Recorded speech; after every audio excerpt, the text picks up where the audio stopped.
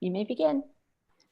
Okay, hello everyone. My name is Chi Yun from University of Texas, Arlington. Our presentation title is Open Education in Teacher Development, a cross-disciplinary perspective from experienced OER panelists on leveraging institutional and networked knowledge. The presenters are my name is Chi Yun from Science Education, Cynthia Kilpatrick from Linguistics and TESOL, Robin Joshus from Literacy Studies, and Peggy Samuelson from Literacy Studies. Because of the pandemic nowadays, there is a growing need to collaboratively develop multimodal and interdisciplinary OERs. This section will feature specific examples of how panelists have used OERs to support teacher development, collaboration, communication. The presenters have a long-standing commitment to using OER and bring up old and new issues related to integration of OER into teacher education and training. The topic has wide appeal to multiple audiences. The panelists represent multiple disciplines: teacher education, linguistics, TESOL, science education, and literacy education, in order to describe different approaches and contexts for students in using OER. All the four panelists are former and or current participants in University of Texas, Arlington, cross-disciplinary professional learning community. All panelists have an interest in working in cross-disciplinary ways to develop and disseminate OERs. In some cases, our OER training and nurturing took place in conjunction with our university's library. The first study that I made is related to interactive OER in science education. I'm teaching teacher candidates, and they have had difficulties in finding interactive OERs. And also, they had a hard time to judge the OER's quality and references relevance to teaching science. So as a solution, I had this research study to provide a list of interactive OER to teach science and a rubric to evaluate interactive OER, and then have them to update the list of interactive OER after using the OER. The participants for this study, 50 teacher candidates enrolled in online science education program. The research schedule is like this. First step, the teacher candidate had a lesson format. So they already know how to develop science lesson plan. And then I provided a list of interactive OER that can be used for teaching science, and also a rubric that can be a criteria to select OER. So once they use this list of interactive OER and then use the rubric, they had a survey if this list of OER is appropriate for teaching science, and also the rubric is effective. So that's the our research studies. Not only the list and the rubric, but also I have guidance to find OER. I provide, as you can see here, the MOM, the Mason OER Meta Finder, OER Commons, Open Education Consortium, and Morot. And so I made this list for them to search many kind of other OER resources. Also, I provide the open book resources too.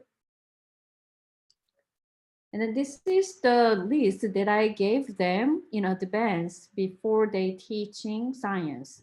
So when you see this list, there's a physical science, life science, earth and space science, and then I provide the link for OER resources. This one is one example. It's interactive simulation. So for them to teach density, they can choose a variety of material by moving around these tabs. So it's free open resources. And then also this is also for life science to learn about human born. So this one also simulation, it's free and very educational. So students can integrate this website to teach their life science too. And then this one is the rubric that the teacher candidate can choose from any kind of interactive OER from website. As you can see, this rubric has 3 elements: social level building activities. So when students, I'm gonna read the high level of this category.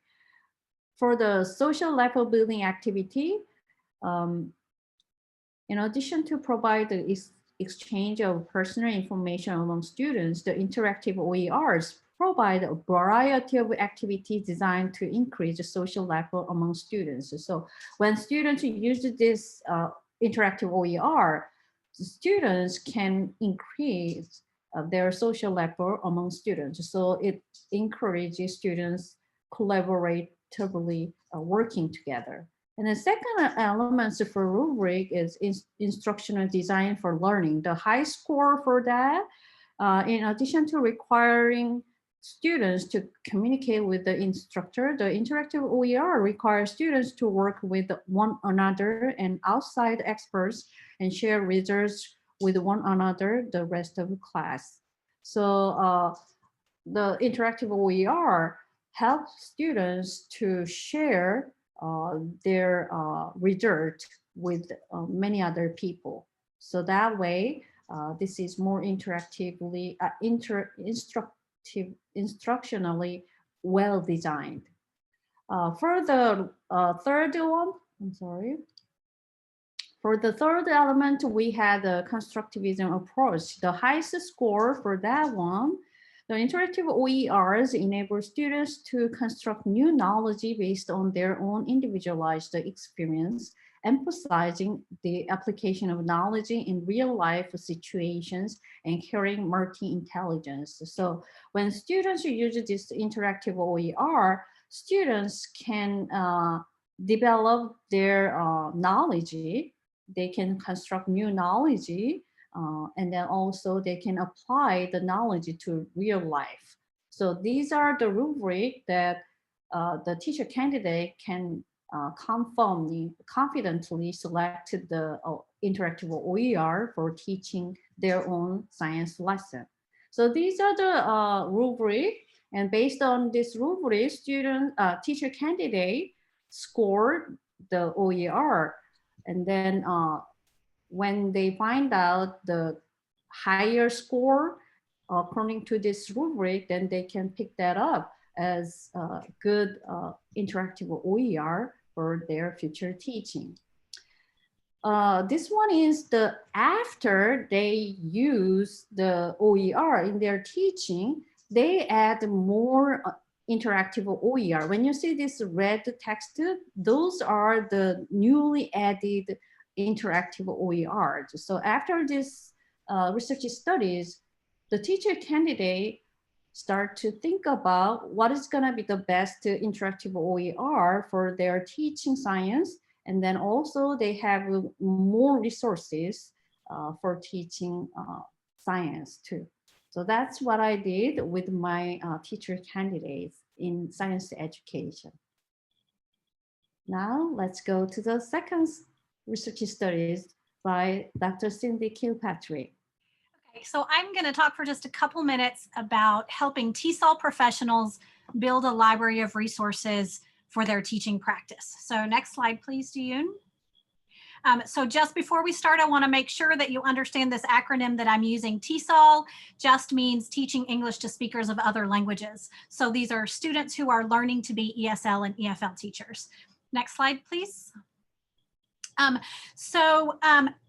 If you were to go to OER Commons today and do a search for my discipline for linguistics and TESOL, you would find lots and lots of hits. So 130 hits for linguistics, at least 10 just for TESOL, TESOL, TEFL, but almost 500 if you look for ESL. But that was not the case when I first started my OER journey in 2014. Next slide, please, June. So in 2014, I joined a professional learning community at UTA that was about open educational resources. And I started looking for OERs for my classroom. A lot of my students leave the country and they teach internationally after they graduate, and they cannot afford the weight of textbooks to take with them or the delivery of textbooks overseas. So they need open resources that they can take with them wherever they go. But there was absolutely nothing. Now, I knew that there were lots and lots of websites with ESL resources. Some were really good quality, some were not so good quality. They have all kinds of content on them, but there was really nothing in OER databases. But I felt like it was really important for my students to learn about what resources were out there. So I developed these assignments. If you'll flip to the next slide, Ji-yoon.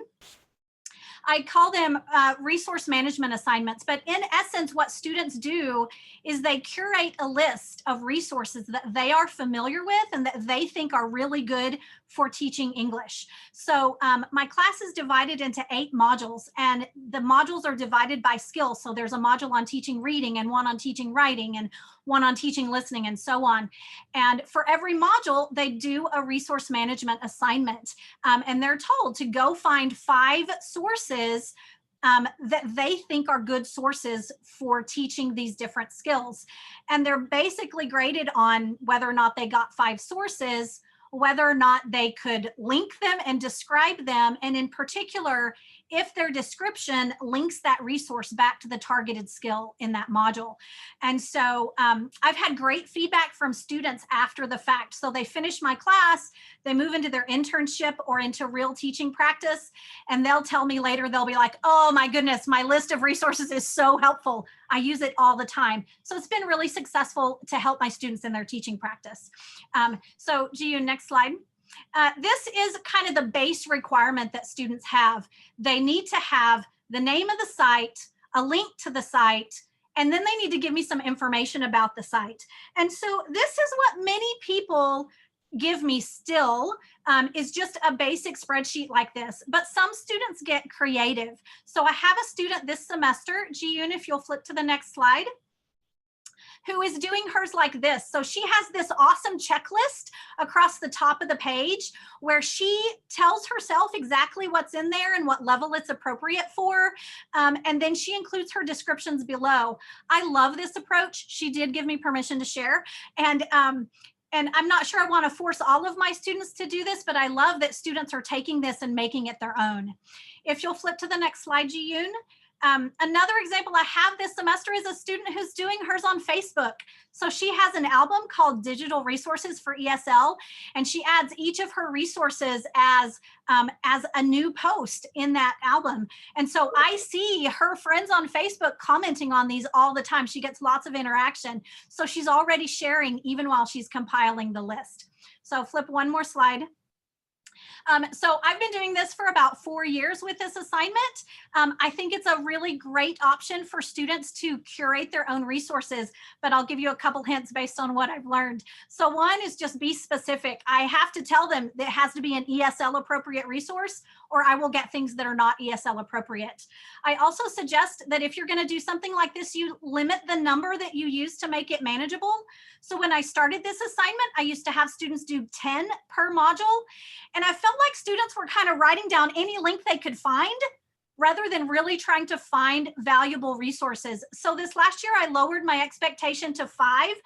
And the quality of the content, the quality of the links that students are providing has gone up immensely. So they're able to find better resources because they don't have to find so many. And I think part of what makes that easier is that it's spread across the semester rather than doing it all at once.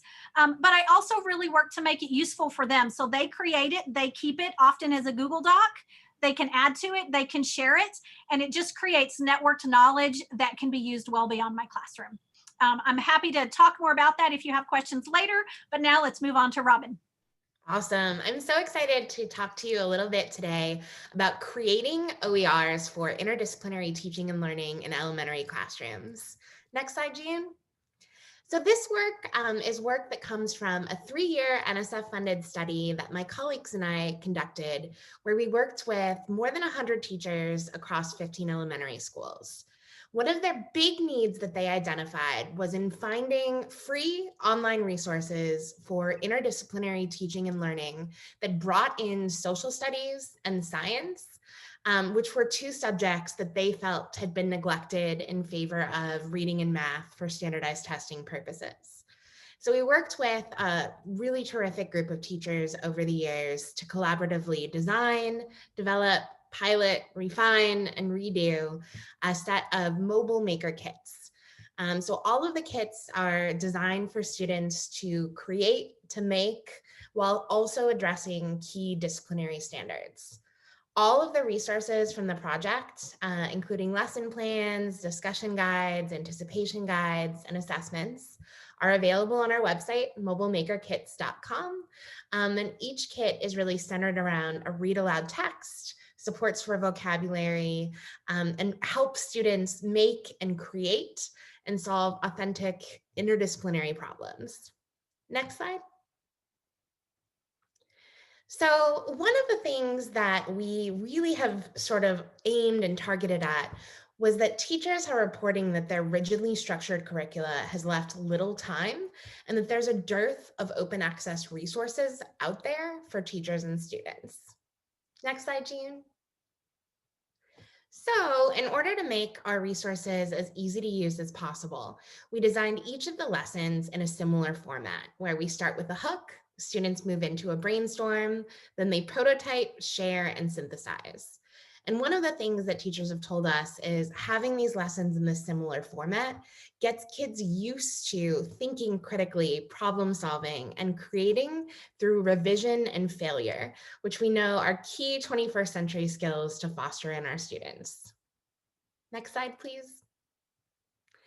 One of the things that we've really worked on over the past couple of years is trying to make these more open access, more iterative, and to have teachers really communicate and share feedback on the lessons so that we're really developing a community. Next slide. And then our next big goal, a group of teachers that we're working with this semester have really identified the need to develop totally virtual lessons where kids are still experimenting, still making, still creating, but where the structure is in place for them to be able to post and go. So our next goal is to develop a repository of different resources and lessons that teachers can build into their virtual or face-to-face classrooms.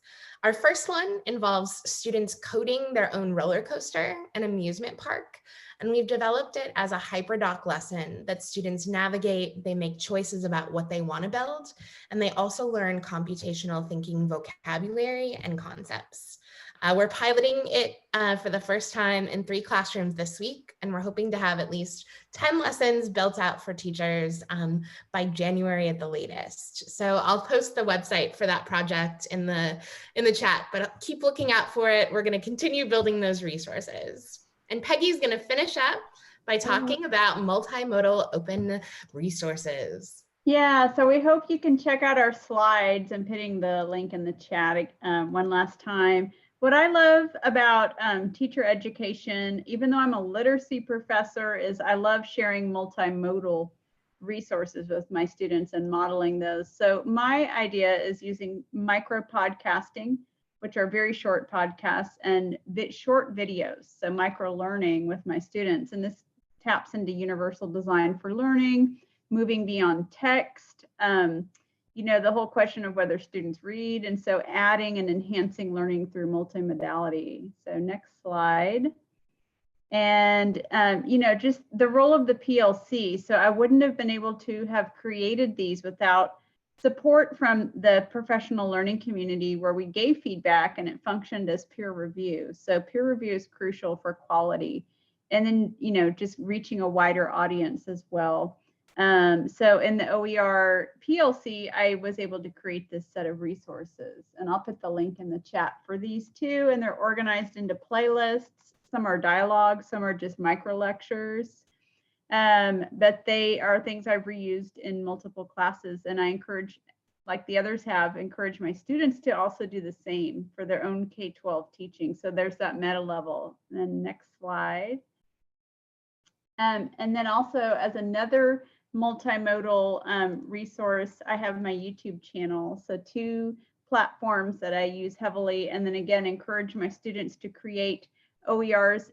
With the pandemic, this is not a surprise, but students have been using YouTube to do virtual outreach, kindergarten even, making YouTube videos, teaching and that kind of thing. So the pandemic, it's like, see, I told you all this would be useful. And so a lot of our graduates are using that. Yeah, next slide. So goals just include,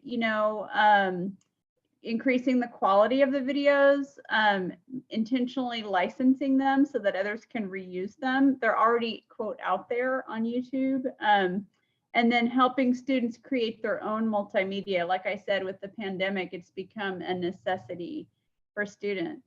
And I see some people posting great resources in the chat. Next slide.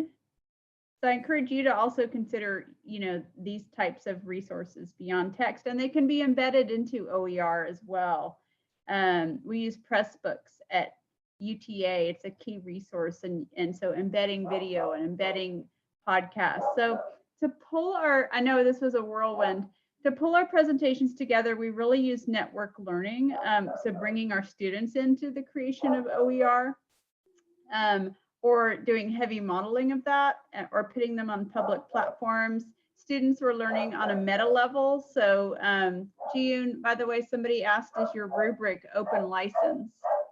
And then also creating resources where gaps existed, like Cindy and Robin. There's not a lot of resources on maker spaces or TESOL. Increasingly there are, but we're contributing to that by helping curate or build resources. And then our institutional support. So Michelle Reed is here, and she's been really pivotal. Jody Bailey, former librarian at UTA, were really helpful, and not just in providing resources, but in encouraging us. And then grant support, like Robin's NSF grant. We could not have done these without that institutional support. So hence the theme of our talk. So I think that's it. The last couple slides are just for your own reference. So we can actually skip them. We have 1 minute for questions. Please email us if you would like further resources. And Cindy, Jiyun, and Cindy, myself, and Robin are on Twitter. Let's see. Okay, and there's some great resources in the chat window. Any comments, questions? I have a quick question. Hey guys, it's Jody. Hey. Hey, I was wondering, I didn't hear you guys talk. Well, Peggy, you mentioned it quickly, but Jiyun and Cindy, I didn't really hear you mention when you ask your students to go out and look for resources, how much are you focusing on openly licensed resources versus just free?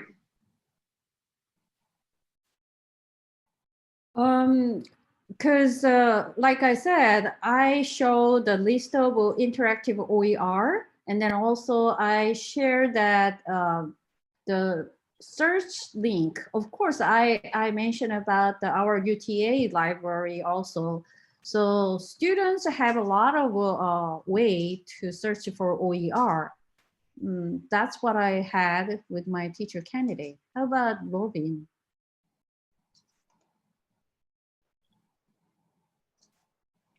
Yeah, so we're working, especially on all of our lesson plans and especially on the virtual manipulatives to make sure that they are open, licensed, and available to be used and modified by anyone who wants them. Cindy, I don't know about you too and your candidates, whether you focus on that. Yeah, so because we couldn't really find openly licensed things. All we could find were free things when we started this. I didn't focus as much on openly licensed things. And now, knowing how much there is out there, I probably need to add that in as an additional component, but it will take, teaching students how to tell the difference in a something free versus something openly licensed. Well, thanks everyone for joining our session, and thanks to our host, Sarah. Yes, thanks everyone for coming. I'm gonna pause the record. I'm gonna end the recording now, but feel free to stay and interact. For I think we have the room for the next 15 minutes, so I'm gonna stop the recording now.